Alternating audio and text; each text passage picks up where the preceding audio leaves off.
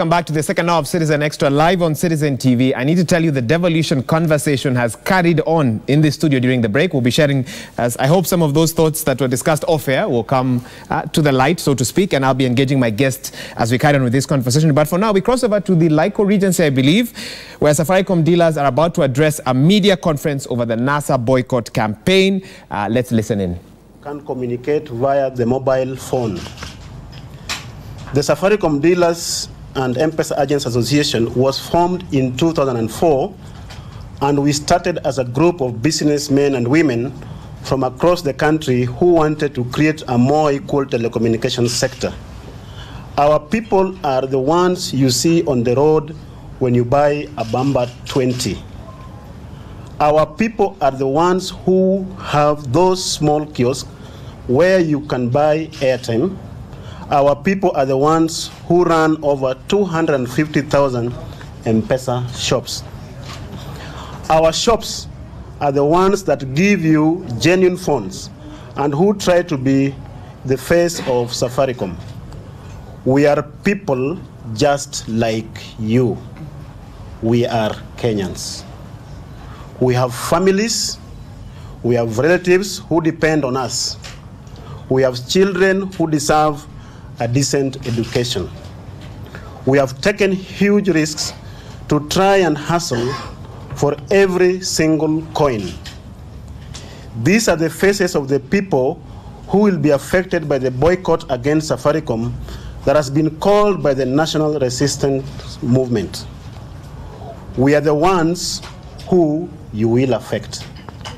We work with Safaricom because it is a local company which has continuously invested in us.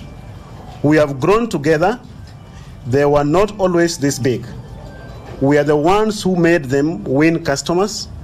We are the ones who invested in ensuring that Kenya could be connected to the rest of the world.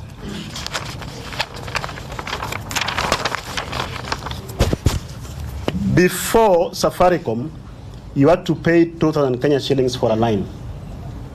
Before Safaricom, you could not send money across the country for less than 1,000 Kenya shillings. Before Safaricom, you could not browse the internet. But most importantly, because of Safaricom, there are over 1 million Kenyans who have jobs today.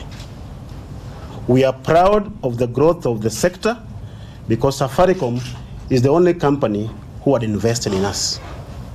No other company in the sector has been willing to invest in the local business community like Safaricom.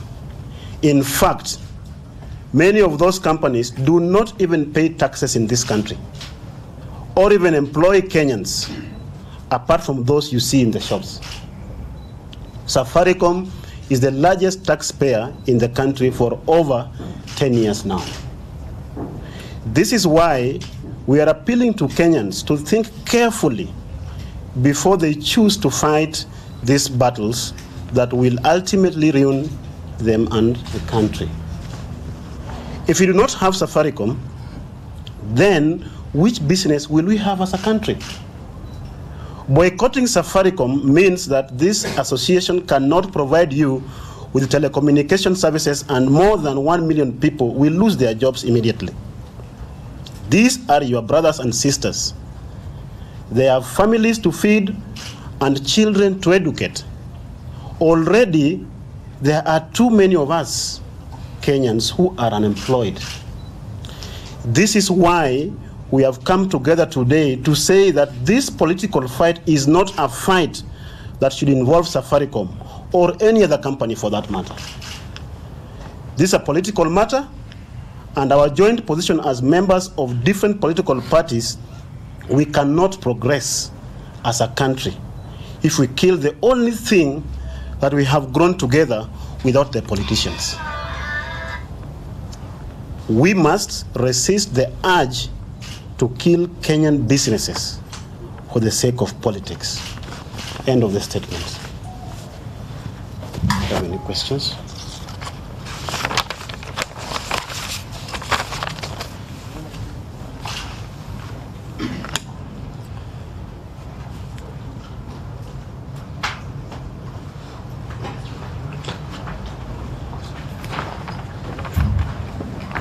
Thank you very much, Jerry, for that.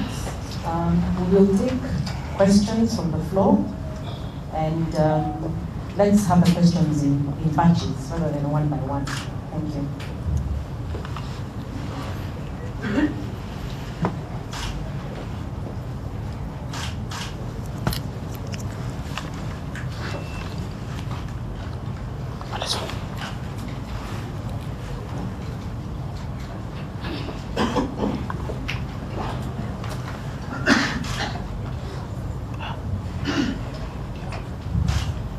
you. My name is Caroline from the ABC. I have two questions. I'd like to know what has been the impact so far of the massive boycott called on Safaricom products, and also how much are you likely to lose the Safaricom dealers if these shops run out of business? Thank you.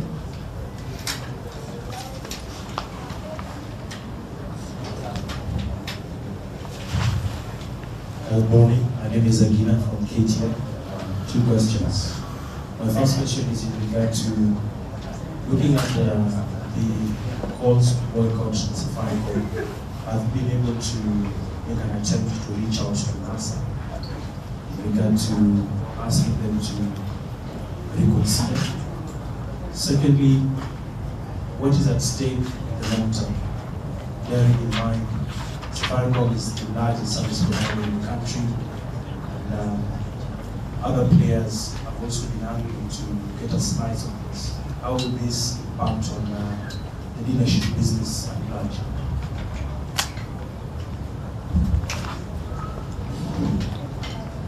My name is Kenneth Obobu, freelance campus. Just one question. Given that the boycott calls are brought, have you as dealers faced like intimidation in some strongholds of NASA, just like it was during the elections whereby it was made a free choice system voting? So have you also been persistent in some of these things? Thank you. Did you take up any? You start with.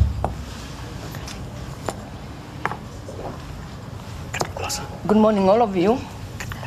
On the question, are we like... Oh. Well, in defense of Safaricom is how you can title that press conference at the Laiko Regency. Safaricom dealers responding to a statement last week by the National Super Alliance that their supporters and Kenyans should boycott the products and services of three companies, namely Safaricom, Bidco and Brookside. And so dealers coming out to say that do not allow politics to interfere with our business. We'll wait to get a reaction from the National Super Alliance and anyone else who will weigh in on this discussion in the course of the day. We're sure that will be happening. But meanwhile, we are waiting for two press conferences. One is by the Kenya Human Rights Commission at their offices at about 10 o'clock. We are well into 10 o'clock. So as soon as that press conference is about to take place, we'll be crossing over there. You can see that it's just about to start. Meanwhile, a group of civil society organizations under the Kura Yangu, Sauti Yangu initiative are also set to hold a press conference, and you can see that on your screen. They will want to address the ongoing attacks on civil society organizations and illegal summons by the NGO board, or what they call illegal summons, due to their work around the just ended election. So we are keeping tabs on both locations, and we'll be giving you an update as and when we get it. But meanwhile, you've been really weighing in on this discussion. Let me read a few SMSs and tweets here as well. Kenyans really watching this discussion. We've been talking about devolution. In addition, we also have Nandi Senator Samson Cherargei on the phone, on the line. I'll talk to him in just a bit. But let me read one or two of your SMSs. Jen Muruga says, we need to start rating counties in terms of performance. For example, inflation rate, GDP, investment potential, citizen awareness, etc. I'll get a comment from my guests in terms of that. Maggie Gitonga says, at times we find that devolution is a way of increasing unknown pockets of our money since we cannot see remarkable development. Derek Liet is asking, what is the work and purpose of the devolution ministry, as the constitution stipulates and provides the way to allocate resources to counties? So they are wondering, what's the role of the devolution ministry? And a question to you, Igade, that I'll give you a chance to respond to. And maybe you've answered part of it. Somebody here, Gibbons Miller, is asking, what's happening with hawkers turning CBD into a second Gikomba? What are they doing about it? And they've followed it up by asking, archives is a mess of hawkers giving way to thieves. Is this Nairobi you want? What is Igade doing? I guess it's only fair that I give you a minute quickly you can respond. You've talked about it, but that tweet has come 30 minutes ago. I don't know if they were not watching. Maybe they've just put on their TV. No, Gibbons, thank you very much for that question. We will definitely create inclusive spaces in Nairobi City County for big business and for small business.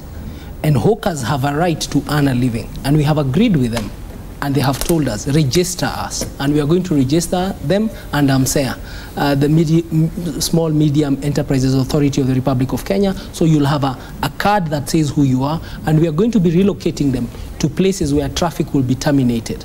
And those terminuses are already ready, especially around the Ngara area, the Desai area. And we're also working with Kenya Railways to create markets around train stations, which are being built.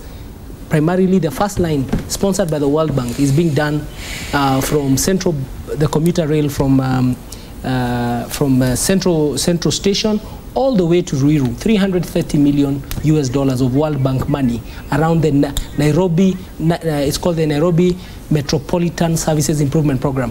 And in it, we're also building markets, Karandini Market in Dagoretti South, Jogoo Road Market.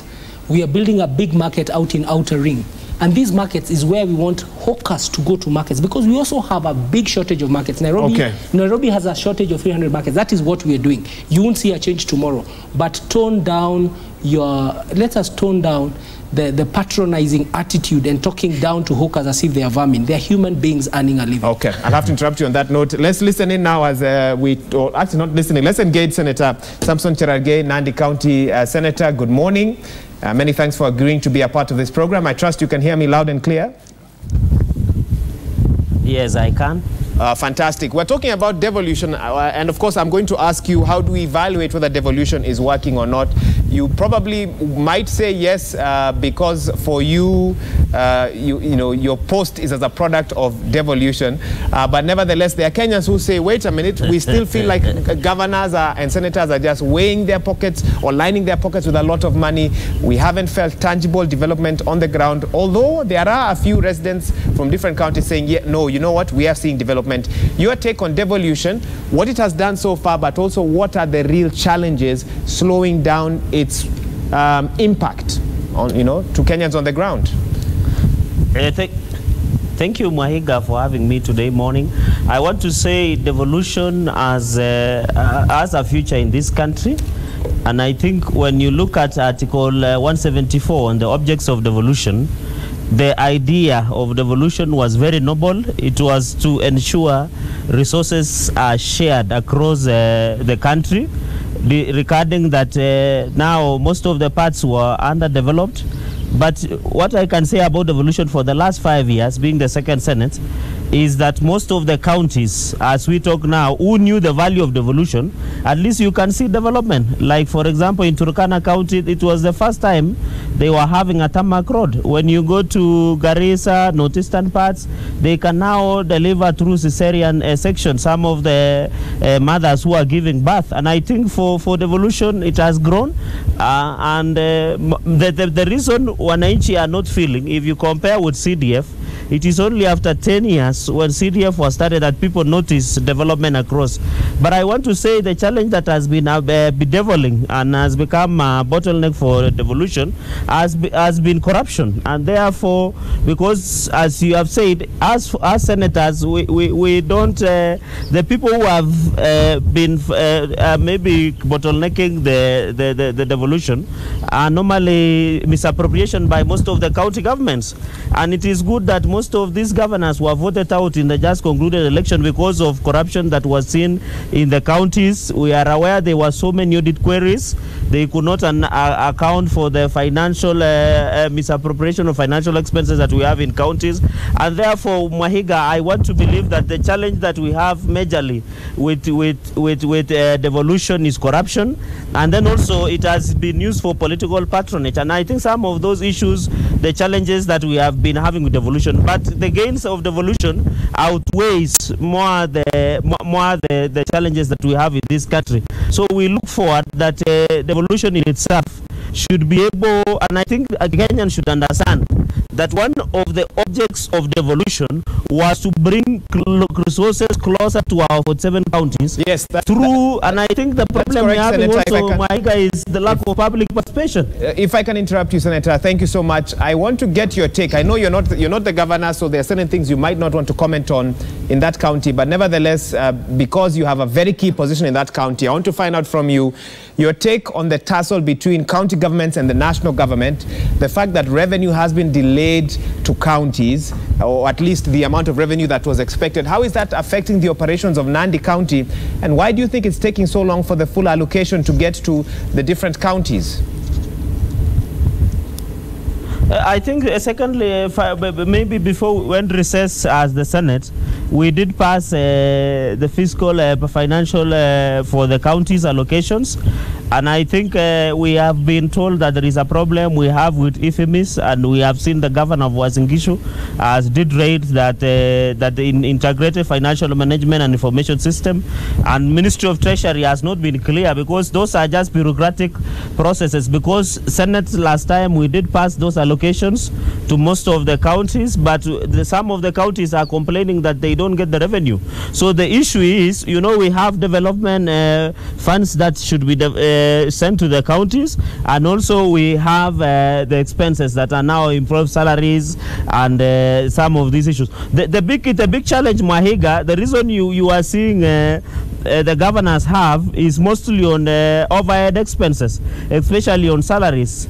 As we talk, you realize that most of the counties, their staff are bloated. For example, in Nandi, we have the transitional authority staff, we have the former de facto and municipal staff, we have the staff that was hired by the county government. So most of these take a lot of money, aside that it overstretches the money that was supposed to be allocated to development to be allocated to overhead expenses. And I think some of those issues are challenges that Ministry of Treasury in future should address with Council of Governors and ensure that when this money is allocated, the IFMIS works for them. And I think finally, the reason maybe there is some delay to disbursement of funds is because most of the counties have a challenge with misappropriation or audit queries, and I think some of these Senator, we will address as we go forward. So you see no mischief from the national government in terms of delaying disbursement to the counties? You see no mischief whatsoever? No, I don't see any mischief, because this, when the Ministry of Treasury did write, they told us it is, they were saying there is a problem with IFMIS, and then there is also, you know, government has a lot of bureaucracy. So it doesn't mean when we pass in Senate, it doesn't mean they automatically give it to the county governments. Okay. And you know, they have also the procedures that are within the Ministry of Treasury. Senator Cherargei from Nandi County, thank you so much for your time. I believe you're in Uasin Gishu right now. Many thanks indeed for taking the time to be with us. I have to interrupt this interview because we need to cross over to Mombasa, where a section of civil society, KNCHR, Haki Africa Civil Society, have a press conference to counter the directive by Fazul. Let's listen in. This to preserve the regime whose re-election on October 26, 2017 is facing legitimacy questions. We finally wish to support eternally vigilant civil society, and we wish to remind the government to uphold the ideals of freedom, equality and fairness enshrined in our constitution. We demand consequently that the government implements the PBO Act and stops harassing well-meaning CSOs. That is the end of our statement, but we welcome any questions that you may have. We will make the statement available to all members of the press who are here. Question? Yes, sir. We saw a similar exercise after the August 8th general election, targeted at other institutions, particularly Africa and others. Right. Do you think that it's the same case that is happening now? Yes, we suspect that that is the same case, because these summons are not unique to Muhuri only. We know that Kenya Human Rights Commission, AFRICOG, and INUKA, Katiba Institute and INUKA are also facing similar summons with similar allegations. And therefore, it might be true that this is a similar pattern as we saw before the August 8th election. So the timing is suspect. The timing is suspect, and we definitely, as Kenyans who have lived here long enough, know that perhaps it's a preemptive action to stop these institutions from doing what they are registered to do. Yes? Just to be clear, the ceremony is about the tax on the rights, yeah? So you're saying it is the position that this organization is trying to find is the one that has resulted in all this, or is this just the tax evasion with the fight of the organization? Just to be clear. Okay, two things. There is no tax evasion. The summons doesn't speak about tax evasion. It talks about these people appearing because the board suspects that they have not been telling the state the truth. The board doesn't say what truth. The board also says that KRA will be present in that meeting. That doesn't mean it's a tax issue. We don't know what it is precisely. Now, none of these institutions is planning to file any petition, and I haven't alluded to any petition if you've listened to my statement. Not that we know of so far. We know that the window period for filing petitions is ending today. So, as until that window period ends and petitions is so filed, it's impossible to preempt or imagine that someone is planning to file a petition. However, filing of petitions is a right under the Constitution, and any institution of civil society or any voter can do so. And so it would be crazy to even connect those two, because I think the Constitution is very clear about what is constitutional, what is doable within the law. And so the two can't even be put in the same sentence, in my view. And to add on to that, if Muri were not submitting tax, I think it is the KRA to summon them, not the coordination board, NGO coordination board. I think what we need to communicate very clearly, even from the letter that has been presented to Muri, there are no accusations as such. They remain allegations, and allegations that are not clearly stipulated. It remains suspicion, and in as far as we are concerned, it is an act of intimidation. We want to communicate very clearly as civil society based here at the coast that we have every confidence in Muhuri's administrative, programmatic, and financial operations. As individuals who have interacted with the organization, we know very well the strict adherence that they abide by, particularly with reference to reporting on their financial and programmatic work. And our appeal to the government, our appeal to Kenyans, is to allow the democratic space in this country to grow. We cannot stifle freedom of speech in this country. The Constitution of 2010 that we passed is very clear that every individual and every institution has a right to access justice and to ensure that democratic values that we as a nation have agreed to belong to are fully adhered to by everyone. So any individual who may so choose to use the court system or to use any other legal system to address any concerns within the country, it is fairly within their democratic and constitutional rights to do so. By attacking an institution or institutions like Muhuri, Inuka, and Katiba Institute, we are basically communicating that we are not ready to allow the civil space in our country to grow and to become as strong as we would want it to be to guard our democracy and to guard our constitution.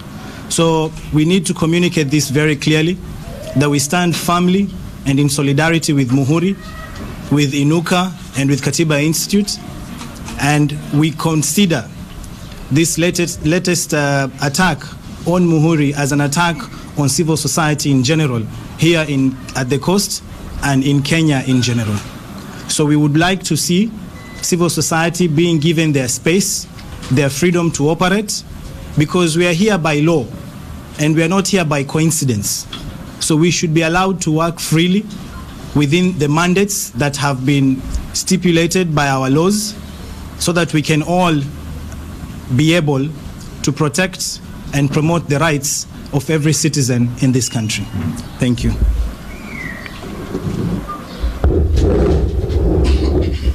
If there are no other concerns, then we can.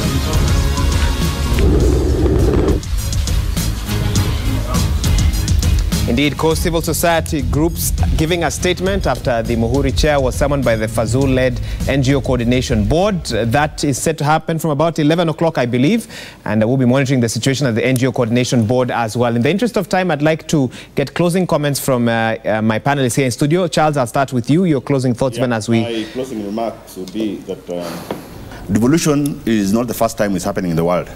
Kenya is just among the many countries that have started devolution. But you see, there are parameters of how to run a devolved system. So if you ask me, every relationship is relatives in a ship.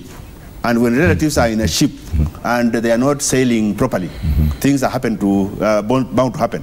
So what is happening in Kenya is the national government is in the ship, the county government is in the same ship. So they should be relatives in the ship, driving towards the same agenda. Okay. So devolution is a good agenda, but if you look at the way it has happened, some of the things are like, nothing is working. If you ask me, what the Deputy Governor of Nairobi has just said, they are going to register Juakali and hawkers and what.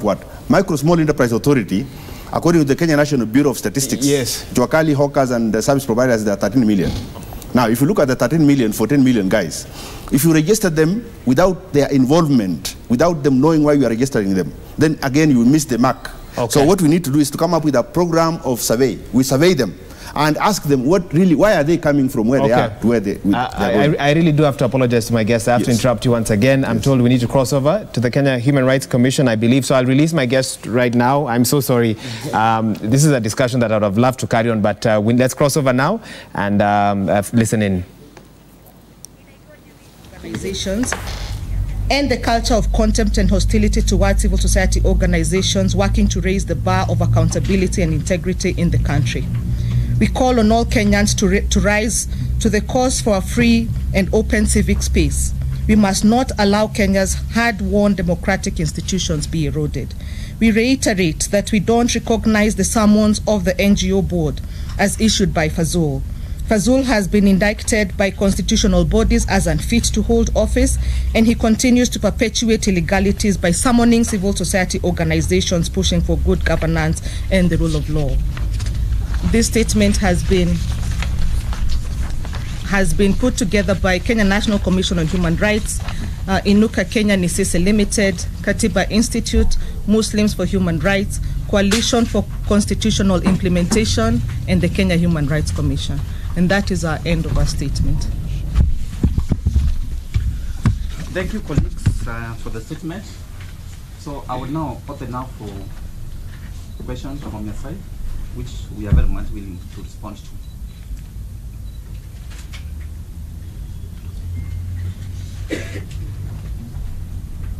Andrew Chin, MTV.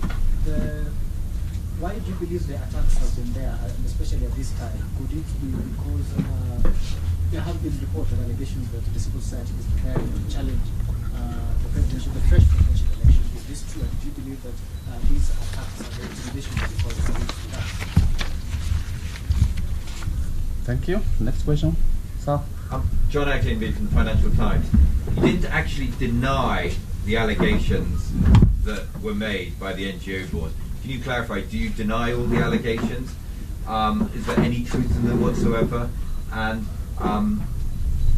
do you think this was a continuation of the attacks on AfriCog and the others beforehand? So to expand on what you're saying. Thank you. We can get the bad question, and then we respond to those ones first.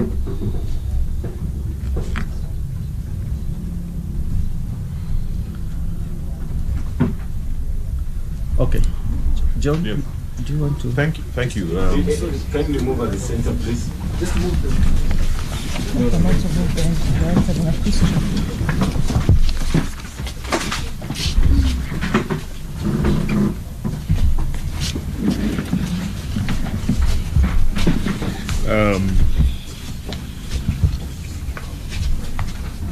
Yes.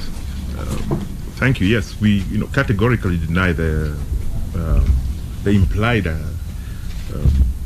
accusations made by the NGO board. And yes, this is perceived by us to be a continuation, just as we said in our statement, of the attacks that we saw in August against AFRICOG and other organizations.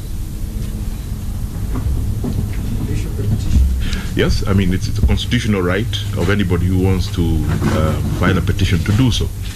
So we don't see why there should be a connection in this regard. Are any of you planning to file a petition today?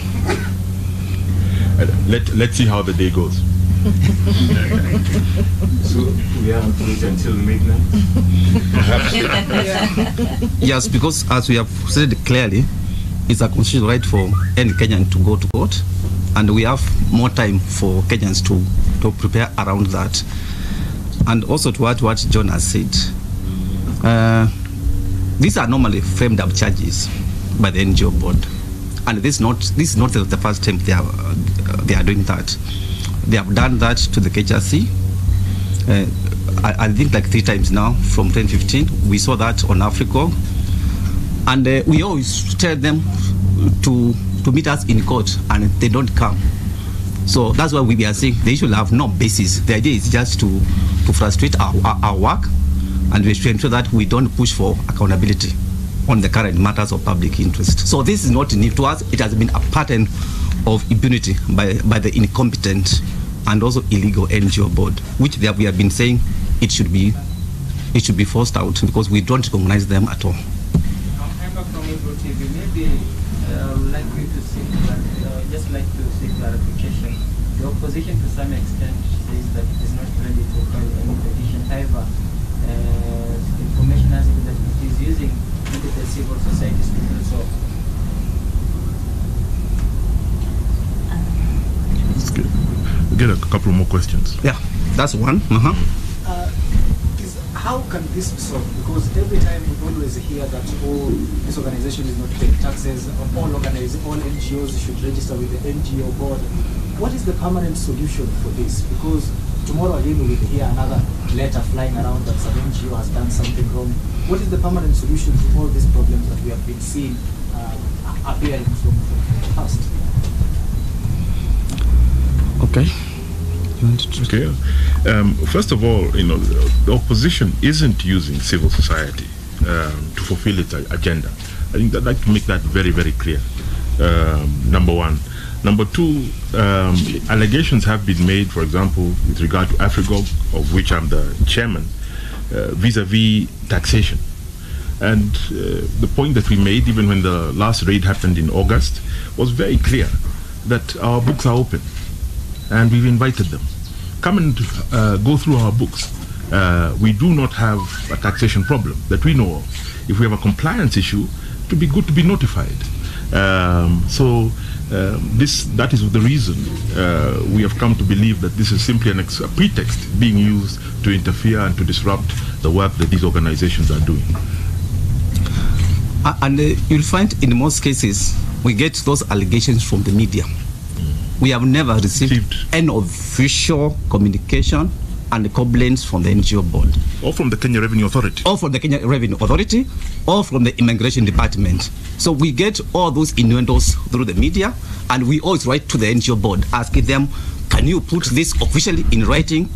And to clarify in writing, and they don't do that. That's why we always end up in court, suing them for defamation. Number two, we also don't speak for the opposition. We are independent civil society institutions, and we have a mandate to ensure accountability when it comes to elections. And to us, the solution has been commence the PBO Act, because it has the best framework for ensuring the management of the civil society.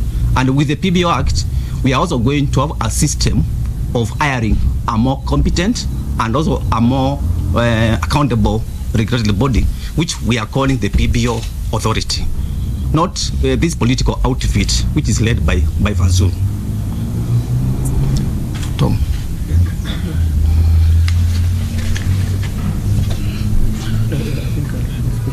I think I'm loud enough. What is happening, I'll just stress on what my colleagues have said. It is not a coincidence, that's as our statement says. Because you realize that around the time of elections, like what's happening now, and that everybody is expecting that someone will go to court, and even what you are questioning, if what time people are going to court. So even these attacks are preempting that. They are trying to attack everywhere to see who could be preparing to go to court so that they stop it. So we know this is not a coincidence. And we also know that this is not just the beginning or the end. It's a long battle that we are going to have. But we want to tell them that we are prepared. We are not going to drop Kenya and say that we are not going to fight for Kenya. We are going to fight for our rights, for the rights of every Kenyan. Whichever way they come, they will find us. Thank you. Maybe as an independent body, you too also have mandate for the population of the country's political agenda. What is your take? Maybe yesterday Raila Odinga said he is not ready for any talks with President Uhuru Kenyatta. However, President Uhuru Kenyatta says that he is ready for reconciliation. What is your way forward? I think as a civil society, what we've been pushing, particularly in recent times, is the fact that all our solutions are not to the political leadership, and it is time that the citizens come out and speak on what they really want, the direction they want this country to take. And as civil society, we are working with citizens across all the 47 counties, across both political divides, to see how we chart the way forward for Kenya, and not necessarily have Raila and Uhuru on the table. We can have citizens push a bigger agenda than that. A follow-up question to what my colleague has said. My name is Ken. Everybody. Just wanted to know, minus the court, have you tried maybe to engage Fazul's boss, that's Matiang'i, directly in order to find a solution to this?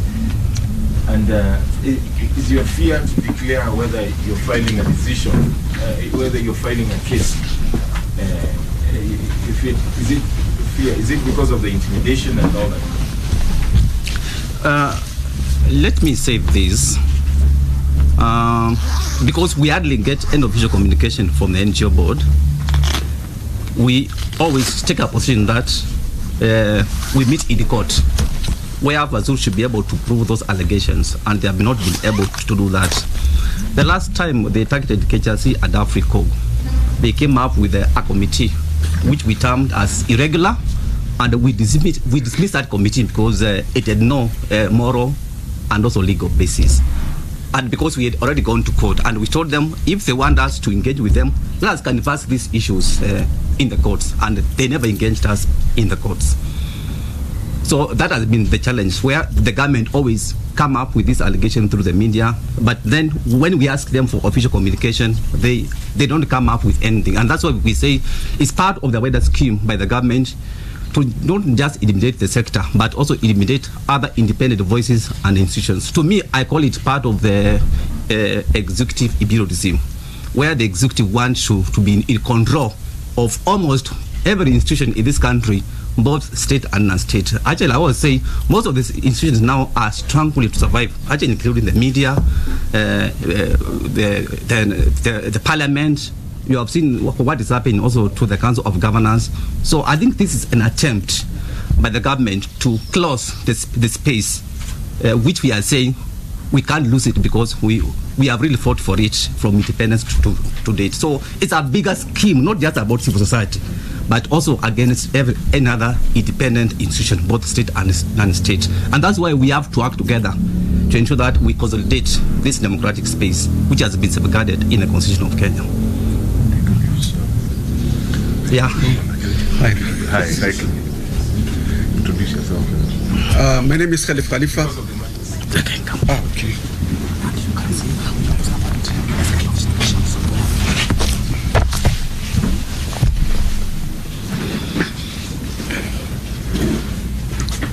Karibu, Khalif. My name is Khalif Khalifa. I'm the chair of Muhuri. As I think you are all aware of what is going on, and I think this is pure intimidation and harassment. We have a set of documents here that we have filed our returns 2015 and 2016. Okay? And all these allegations of, I don't know what they're talking about, we don't know anything about it. One thing is very clear, that I'm not going to attend at all. I think they can do whatever they want to do. We're on the right. We've filed our returns. They have never even replied. As usual, they never reply. It's true. So it's up to them to do whatever they want to do. And that's, as I said, these are the sets of documents that we'll filed. Every document inside is here. Maybe we can take just one last round of questions. Sorry, a couple. John, in your AFRICOG hat, please, has anything happened since the intimidation at AFRICOG after the August the 8th election? Or is that just sort of disappeared? Was it like a shot across the bows, or a KRA and other institutions still investigating you? So just wondering how serious this situation is. And secondly, for all of you, if the opposition invites you to join their People's Assembly, which they want to include civil society and other groups, would you accept that invitation, or would you not? Thank you.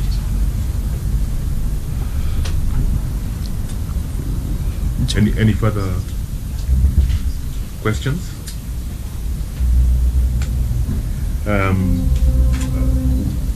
With regard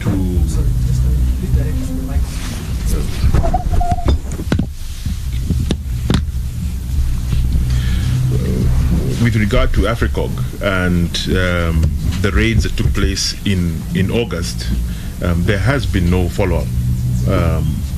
Outside what we see in the media, in social media, we see documents circulated that are then published online. But in terms of formal communication by the KRA to AFRICOG seeking our documents or wanting to come and do an investigation, I'm not aware of anything like that that has reached us since August. And in terms of the other question on the opposition, people. Yeah, you remember we issued a statement last week under the banner with the people, and we were very clear on what we want. And this is an initiative of other key actors in the society outside Jubilee and NASA, because we are very clear this debate is not about NASA and it's not about Jubilee. So that's why we came up as other key players, the civil society, the media, the trade unions, the churches, and other key players, saying we need more time now. We are saying actually we require like 1 year where we put in place the reforms we need, because the country is so divided, but we have to address the major electoral and also political justice questions. So to us, we are very clear, we can't resolve these issues within the 9 days which the opposition is talking about. So we need more time so that the country can heal, but also we have a candid conversation on how we resolve the underlying issues which have been causing these problems. Every 5 years we have elections. So you can also go back to that position we took last week around this kind of issues, and we are calling ourselves with the people. That means other key players outside Jubilee and NASA. And you will realize that the civil society has been having people's assemblies all the time, all along. We've been having bunges all the time. So it is not the opposition inviting us, but this is something that we have been doing in our own way. Maybe they will have more numbers than what we have been doing, but we have several bunges going on around the country all the time. Yeah, it's true. That's why we have the Bunge la Mwananchi initiative. Actually, it's the one which came up with this idea of the People's Assemblies and the People's Forum. So that is not new to us. It's part of the things the sector has been implementing all along, actually. So can we leave it at that? And thank you. Thank you very much. Yeah, for coming, and I invite you to a cup of tea. And we are free for another follow-up interviews after this session. Asante sana. Thank you.